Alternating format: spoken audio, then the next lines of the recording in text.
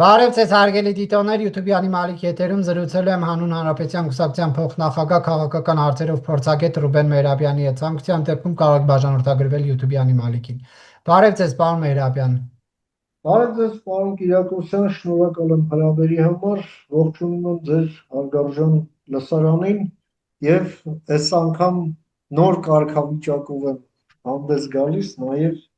ուզում եմ ձեր հետ այս հանդիպման առիթն օգտագործեմ եւ կոչ անեմ նաեւ իմ Ռուբեն Մեհրաբյան Talks ալիքին եւս բաժանորդագրվել։ Ես հողումը կտեղադրեմ նկարագրությունների բաժնում, որպեսզի ավելի շուտ կարողանամ Կասկած գտնել։ Պարոն Մեհրաբյան, հայ-ռուսական հարաբերությունները լարվածությունը ոչ թե պահպանվում է, այլ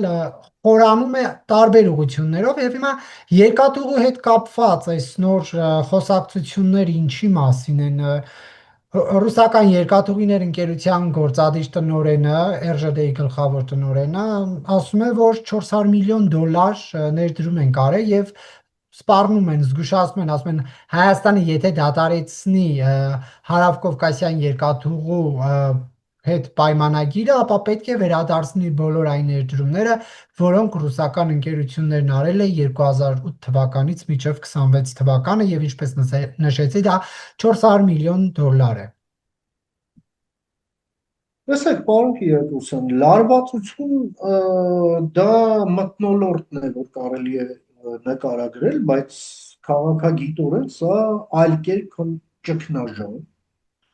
իսկ պատմաքաղաքական առումով էլ կարելի ասել պատմականորեն աննախադեպ ճգնաժամ, այլ կերպ քան հենց այդ ձևով դժվար է բնորոշել։ Եվ դրա դրսևորումներից մեկն է միայն, բայց ոչ միակը, երկաթուղու հարցը։ Եվ այո, երբ երկաթուղու հետ կապված էլ այլևս պաշտոնական Երևանը հայտարարում է, որ իրերի այսպիսի դերությունն այլևս չի կարող անverջ շարունակվել եւ ըստ այդմ անընդունելի է եւ Հայաստանը դե յուրե քայլերի է դիմելու եւ եթե դա արբիտրաժային process է արժենալու, խնդրեմ կգնանք արբիտրաժ։ Սա նշանակում է, որ այս ճգնաժամը մտել է դինամիկ փուլ։ Երկրորդ դրսևորումը ամենակարևոր դա ԵԱՏՄ-ի հետ մեր հարաբերությունների ճշտումն է։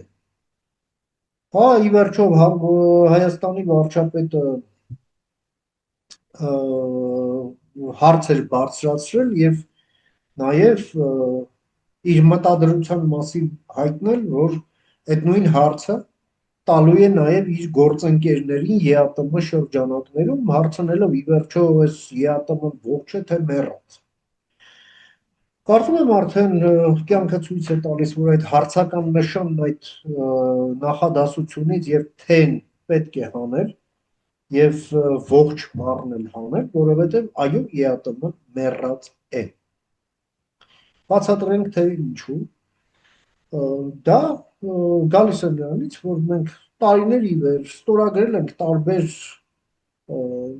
նորմատիվային փաստաթղթեր, համաձայնագրեր,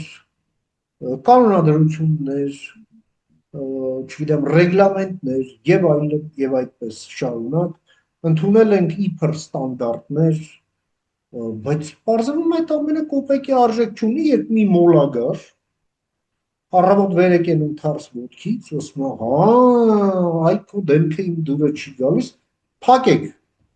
Եվ կոմոդ դեռ չհասած բերքից արդեն սկսում են հայտնաբերել բակտերիաներ, ճիճուներ, դինոզավրեր, ինչ ասեք, այդ թվում նաև խաղողից մայիս ամսին, երբ խաղողը օգոստոսին դեռ նոր է հասնում, հիմա խաղողը չկա, բայց արդեն ճիճուն գտել է։ Ընդ որում մահացու վտանգավոր։ Մենք տեսնում ենք, որ մենք արդեն գործ ունենք ինչ-որ մի անմեղսունակ պարտների հետ, նաև որովհետև Ռուսաստանը խոսում է ինչ-որ իներցիայով ինչ-որ բաների մասին, մինչդեռ ինքն իրեն պաշտպանելու խնդիր ունի, անլուծելի խնդիր, իր մոտ ճգնաժամ ունի, անլուծելի ճգնաժամ եւ ահագնանալու հստակ եւ անշրջելի միտում։ Այս ամենը, այո, Հայաստանին ստիպում է ճգնաժամը, այո, տանել դինամիկ փուլ եւ ճշտել հարաբերությունները եւ իրավապայմանագրային բազա, որը Պուտինի հետ հեռախոսազանգի ժամանակ վկայակոչել էր վարչապետ Փաշինյանը, բերել համապատասխանության իրերի իրական դրությամբ։ Մենք տեսնում ենք, որ այս պահի դրությամբ մենք Ռուսաստանի հետ չունենք որևէ ընդհանրություն ոչ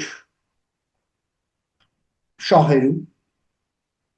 այդ շահերը փող բացառող են, ոչ նպատակներում, դրանք եւս փող բացառող են, եւ արժեքներում, որը մենք էլի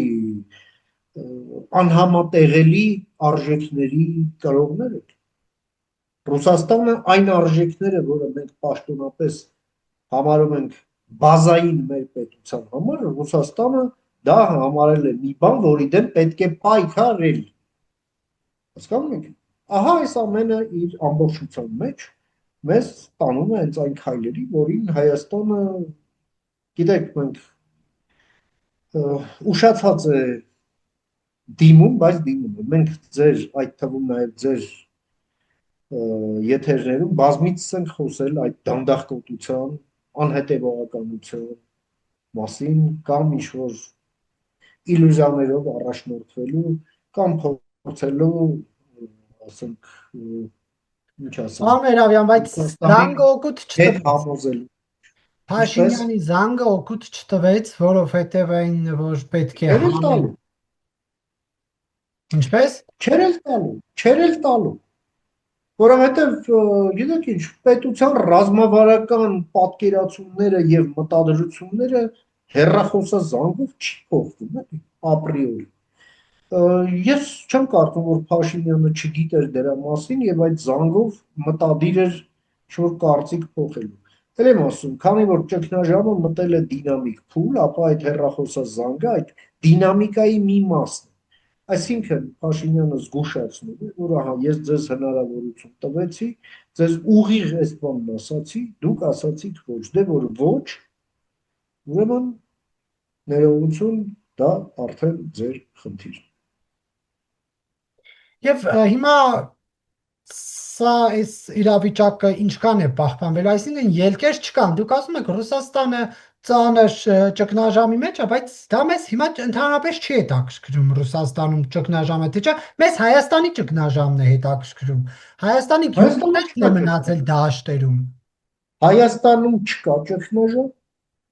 Դուք լոլիկ չեք աճեցնում, լոլիկ չեք վաճառում, պարոն Մերաբյան, գուցե ձեր համար չկա, բայց այդ մարդկանց համար կա, ձուկ աճեցնող, արտադրողի համար կա։ Ուրեմն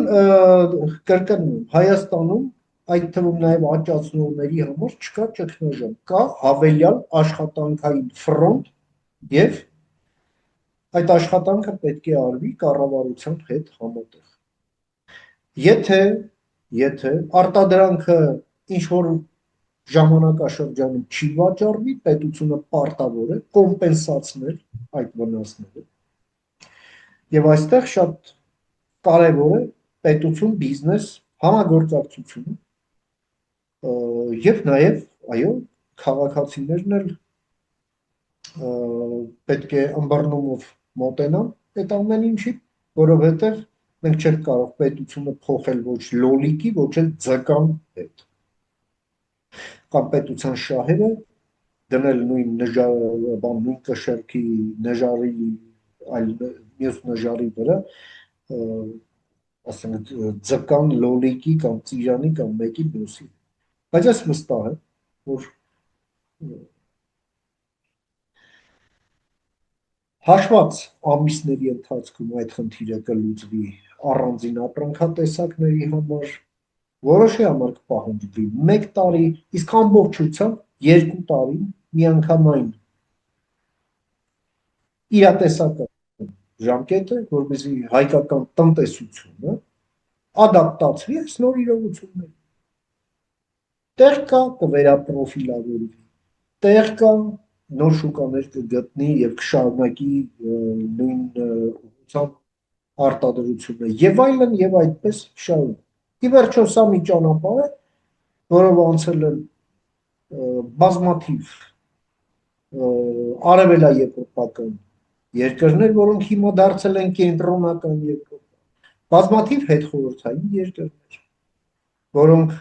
արդեն իսկ հասել են իրենց նպատակին եւ արդեն իսկ անդամակցում են ՆԱՏՕ-ին եւ Եվրոպական միությանը,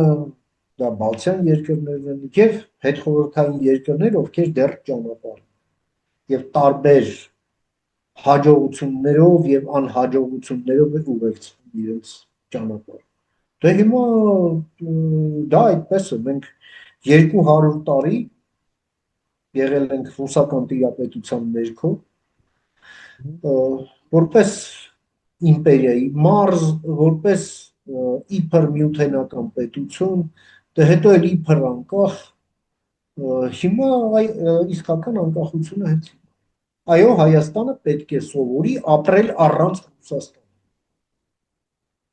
Դե հիմա առանց Ռուսաստանը կարողանում է ապրել։ Պետք է սովորի կարողանալ ապրել առանց Ռուսաստանի զուգահեռաբար եւ ապրի առանց Ռուսաստանի։ Ռուսաստանը վերածվել է գլոբուսի վրայի մի չիպանի, որի հետ հնարավոր չէ համագործակցել առանց վնասի։ Ռուսաստանը դարձել է տոքսիկ, Ռուսաստանը դարձել է չարորակ եւ ցանկացած ոլորտում համագործակցությունը Ռուսաստանի հետ իր մեջ կրում է սպառնալիք։ Մի պարզ պատճառով, որովհետեւ Ռուսաստանը դա գործիքավորում է դեստրուկտիվ նպատակներով։ Իսկ մենք էլ պետք է դրան դիմագրավենք։ Սա է խնդիրը։ Պարոն Մերաբյան, Նարեկ Կարապետյանին մեղադրանք է առաջադրվել, խուզարկել են տունը եւ նա ասում է, որ այս ամենի պատճառը քաղաքականությամբ զբաղվելն է։ Արդյոք Հայաստանում քաղաքականությամբ զբաղվելը հանգեցնում է քրեական մեղադրանքների։ Ես համաձայն չեմ դրա հետ։ Համաձայն չեմ դրա հետ, որովհետև երբ քրեական գործ է հարուցված, այդ հոդվածը որևէ քաղաքական բան չի պարունակում իր մեջ, իսկ մնացածն էլ արդեն իր մեկնաբանության հարցն է, ինքն էլ ոնց ուզի կմեկնաբանի, այդպես է ուզել, այդպես է մեկնաբանի։ Դե հիմա հոդվածը իրենք ասում են ինչ կարևորը մի բան դնեն, որ ազատազրկելու հնարավորություն ունենան քաղաքական դաշտից հանեն։ Ազատազրկելու համար պետք է այդ հոդվածով դրված մեղադրանքը հաստատել։ Այլ կերպ հնարավոր չէ։ Իրենք էլ ազատ են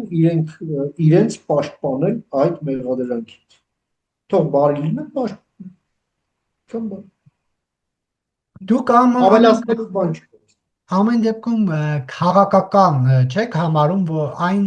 որ այս ամեն ինչը իրավական գործընթացները հաջորդում են Նիկոլ Փաշինյանի հայտարարությանը։ Տեսեք, ես դա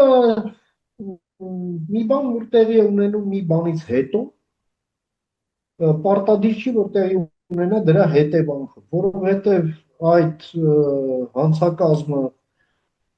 որը քննիչները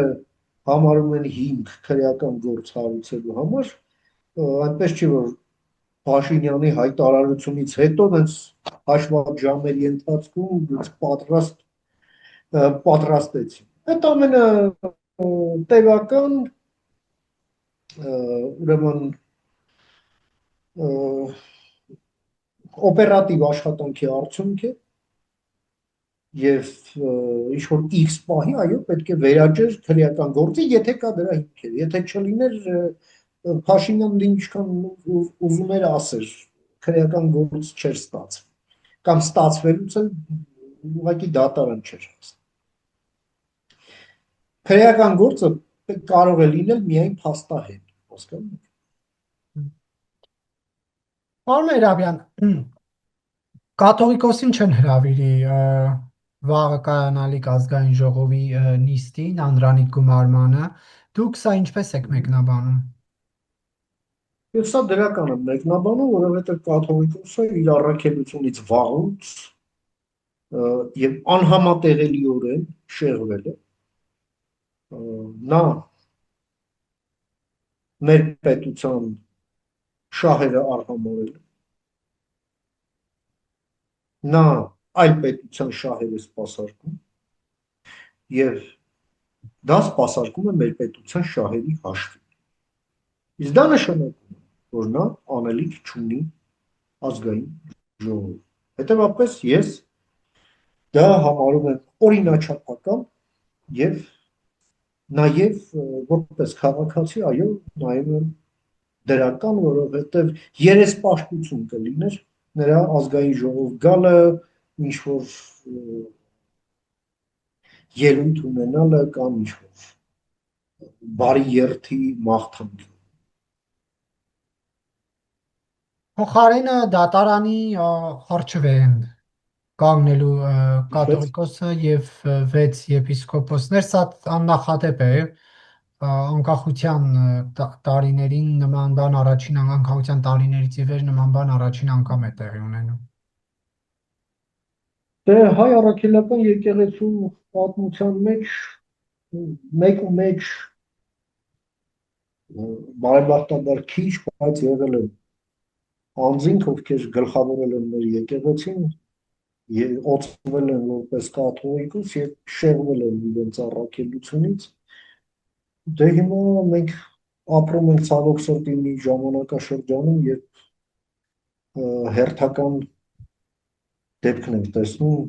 մնում է հույս հայտնել, որ սա վերջին։ Դե հիմա կաթողիկոսն իր քաղաքացի է եւ չի նշանակում, որ օրենքից վեր է։ Եվ եթե օրենքի հետ խնդիր ունի, այո, դա պետք է պարզվի դատական կարգով։ Եթե կա քրեական գործ, կրկնում եմ, քրեական գործը կարող է լինել միայն եւ բացառապես փաստահեն։ Իսկ դա փաստ է թե ոչ, դա արդեն դատական process-ում կորոշվի։ Դե արդեն սա համեմատում են կաթողիկոսին վեհարանում խեղդամա անելու դեպքի հետ, փաստաբանն Լավ, ասել Փաստաբանն ասել է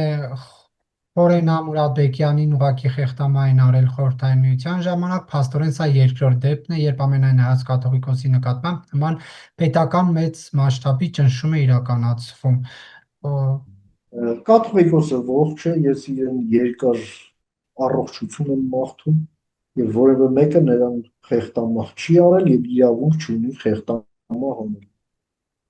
Խեղդամահ անում են արել են այն երկրի հրահանգով, որին այդքան շատ է սիրում կաթողիկոսը, իսկ իր եղբայրն էլ աղոթում է այդ երկրի, ինչպես ինքն է իր հարցազրույցում խոստով արել։ Այնպես որ թող պարոն փաստաբանը ալիքները չխառնի եւ սխալ համեմատություններ չի։ Այնուհանդերձ այդ օրը ազգային ժողովում հոգևոր դասից ներկայացուցիչ պետք է լինի թե ոչ։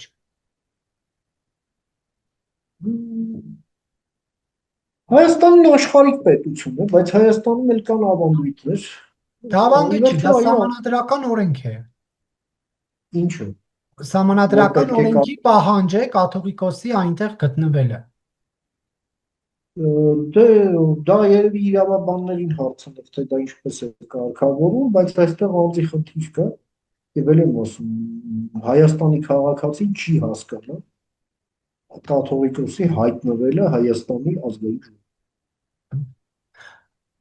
Պարոն Մերաբյան, անդրադառնանք ռուս-ուկրաինական պատերազմին, Կիևը նոր մարտավարություն է որդեգրել Վայլբերի սիպահեստները պայթեցնելով ինչի է փորձում հասնել։ Ռուսաստանի տնտեսության կազմալուծմանը դա էլ ինքնանպատակ չէ, այլ որովհետև Ռուսաստանի տնտեսությունն է սնուցում այդ մարդակեր պատերազմի մեքենա։ Հետևաբար Ուկրաինան որպես ագրեսիայի զոհ իրավունք ունի այդ քայլերի եւ Ուկրաինան իրացնում է իր ինքնապաշտպանության իրավունքը այդ ձևով, որ ձևով համարում է առավել արդյունավետ եւ ռազմական տրամաբանության տեսակետից Վայլբերիզը թիրախավորելը ես միայնքանային օրինաչափ եմ համարում։ Եվ կարծում եմ, որ միայն Wildberries-ը չէ, այլև այլ marketplace-ները եւս թիրախավորվելու են եւ խոցվելու են ուկրաինական անօթաչուների կողմից, դե իսկ աշնանն էլ հավանաբար արդեն բալիստիկ հարվածներ կհասցնեն եւ կհասցնեն ոչ միայն Wildberries-ին, այլև շատ ավելի կարևոր օբյեկտների Ինչու հենց եւ աշնանը։ մանավանդ դե բալիստիկ հրթիռները արդեն կոնվեյերային արտադրության կդրվեն մոտավորապես այդ ժամանակ, հիմա այսպես 5 պակաս վիճակ է եւ դե հիմա այլ արդեն մտնում ենք օգոստոս, աշնանն էլ ինչ մնում է մի ամիս, հիմա դա կլինի մի ամիս, 2 ամիս, չեմ կարող ասել, բայց ամենայն դեպս այդ արտադրողը Firepoint ընկերության հիմնադիրը, ղեկավարը խոստացել է, որ գրեթե բան չի մնացել ավարտին հասցնելու եւ Ուկրաինան արդեն այդ կարողությունները կունենա։ Դուք որ ասում եք օրինաչափ է Wildberries-ի հետ պայսները պայթեցնելը, բայց հարյուրավոր հայեր միլիոնավոր վնասներ են կրում։ Դե սա գալիս է ապացուցելու եւս մի բան, ռուսական ոչ մի բանի հետ գործ ունենալ չի կարող։ Ուրեմն պետք է այստեղ նաև իշխանություններն էլ պետք է սահմանափակել ընդհանրապես ռուսական մարքեթփլեյսների աշխատանքը Հայաստանում եւ Հայաստանը պետք է որում ես հենց իմ ալիքով երկու մասից լայվ եմ արել հենց ինչպես է պետք, ինչ է պետք պայմանավորվել միջազգային եւ գլոբալ մարքեթփլեյսները Հայաստանի հետ ինտեգրելու համար, որպեսզի մեր բիզնեսմենները, ովքեր էլեկտրոնային կոմերցիայով են զբաղված, հնարավորություն ունենան, չէ՞ որ վարչապետ Փաշինյանն էլ ասում էր, որ մենք պետք է այլընտրանք ունենանք։ Դե Wildberries-ն էլ էլի ոնց որ RЖD-ն, ոնց որ Gazprom-ը եկել եւ խեղդում էր, այդ թվում նաեւ գնային դեմպինգով, այդ թվում նաև որպես հետևանք այն եղավ, որ բազմաթիվ մանր խանութներ փակվեցին եւ այլն։ Այդ ամենը այո պետք է ավելի լավ վերահսկվի,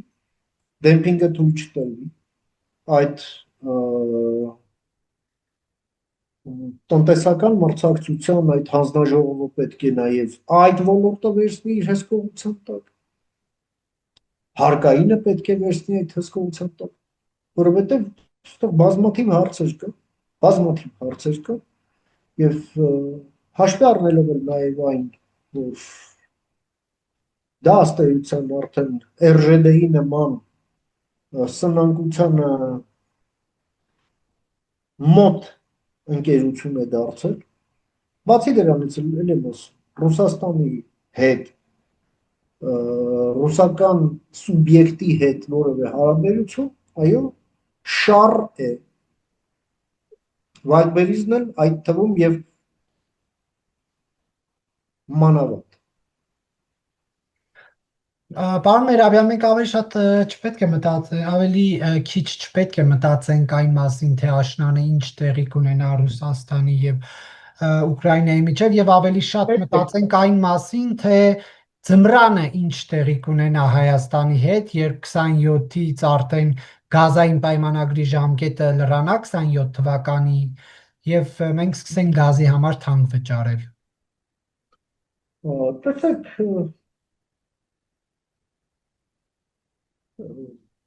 Հայաստանը այո պետք է սովորի ընթացս ապրել նաև առանց ռուսական գազի, եթե Ռուսաստանը այդ գազը կնի։ Բայց Հայաստանը պետք է անցկացնի գազային շուկայի լիբերալիզացիա։ Դա որևէ ձևով չի խախտում այն խայտառակ պայմանագիրը, որը Սերժ Սարգսյանն էր կոտրած ձեռքով ստորագրել Ռուսաստանի հետ։ Եվ դա Ռուսաստանի հետ եղած պայմանագրերից խայտառակության չեմպիոնն է բոլոր եղածների մեջ։ ասենք RЖD-ի հետ, չգիտեմ, այդ ռազմաբազայի հետ կապված, սահմանապահների հետ կապված եւ այդպես շարունակ։ Այդ ամենախայտառակը Գազպրոմի հետ։ Այդպիսի պայմանագրեր գաղութատիրության դարաշրջանում, ասենք, կնքում էին եվրոպացի գաղութարարները աֆրիկյան ցեղերի հետ։ Հասկանում եք։ Սա այլանդակություն է։ Եվ այո, Հայաստանը պետք է նախապատրաստական աշխատանքներ տանի, այդ թվում նաև պատրաստվի արբիտրաժների, իրավաբանների, վստահելի իրավաբանների թիմ ձևավորի, թե տեղական, թե միջազգային, այո, անհրաժեշտության դեպքում արբիտրաժներում Հայաստանի շահերը պաշտպանելու համար։ Այդ իմաստով Գազպրոմը ահեղ հակառակորդ է, որովհետև ունի շատ լավ իրավաբաններ, բարձրակարգ եւ ունի մեծ փորձ եվրոպական շուկայում աշխատելու։ Տասնամյակների փորձ,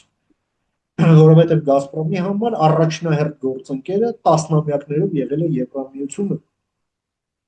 իսկ հիմա փակ է, բայց այդ փորձը մնացել է եւ պետք է այնպես անենք, որ եթե Ռուսաստանը գազային շանտաժի անցնի Հայաստանի դեմ, իսկ դա Ռուսաստանը սիրում է անել ջեռուցման սեզոնին ընդառաջ, Հայաստանը դիմադրության եւ դիմագրավելու գործիքները ունենա միշտ սրած, պատրաստ եւ տոնուսի մեջ։ Թանկ վճարել, դե հիմա գիտեք ինչ, այո, ինչ որ X պահից սկսած մենք պետք է վճարենք ըստ էության եվրոպական տարիֆներով։ Այո։ Եվ նաև դա նշանակում է, որ մենք էներգետիկայի ռեֆորմ պետք է անցկացնենք։ Ինչ որ առումով ընդհանրապես ոչ թե ռուսական, այլ ընդհանրապես գազից կախվածությունը Հայաստանը պետք է նվազեցնի, մի երկիր, որը էլեկտրոէներգիայի պրոֆիցիտ ունի։ Հասկանում եք։ Ասեն ոչինչ չի խանգարում, որ մեր ջեռուցումը դառնա էլեկտրական, որ մեր գազօջախները դառնան, ասենք, ինդուկցիոն այդ սալեր եւ այլն։ Էլ չեմ խոսում արևային էներգետիկայի զարգացման մասին, այս լուսավոր արևի երկրում, որտեղ 365-ից 300-ը արևոտ է։ Եվ երկիրը կարելի է ուղղակի ծածկել այդ արևային բատարեաներով եւ կուտակիչ կայաններով։ Այդ թվում նաեւ հիդրոակումուլյացիոն կայաններով, հա, որ ցերեկը էլեկտրոէներգիայի ավելցուկը կգնա ջուրը վերև բարձրացնելով, իսկ գիշերն էլ, երբ որ արևը մայր է մտնում, ապա վերևից իջնող ջուրը կպտտեցնի տուրբինան եւ մենք գիշերը հիդրոէներգիա կստանանք, ըստ այդմ դա կոչվում է հիդրոակումուլյացիոն կայան։ Նաեւ այո, կուտակիչ կայաններ կառուցելով լիթիումային ուրեմն մարտկոսներով, ատոմակայան զարգացնելով ոչ ռուսների հետ, բնականաբար։ Այս ամենը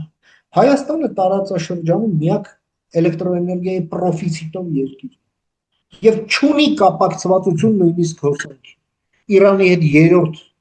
գիծը նոր են կառուցում, Վրաստանի հետ դեռ առաջինը նոր ինչ-որ պետք է կառուցեն, որ կարողանանք մեծ ծավալի էլեկտրոէներգիայի մանևր իրականացնել։ Այո, որովհետև ռուսական մոնոպոլ է էլեկտրականության բաշխման ոլորտում, որի վերջը տրվեց։ Էլի չուլան պահելու ռազմավարությունն է Ռուսաստանը կիրառել, թե երկաթուղու հարցում, թե էլեկտրոէներգիայի հարցում, թե գազի հարցում։ Ահա եւ ողջ իրականություն։ Շնորհակալություն, պարոն Մերաբյան, հարցազրույցի համար։ Ես եմ շնորհակալ, պարոն Կիրակոսյան, շատ շնորհակալ եմ ձեր հրավերի համար, միշտ նոր հանդիպում, միշտ հաջող։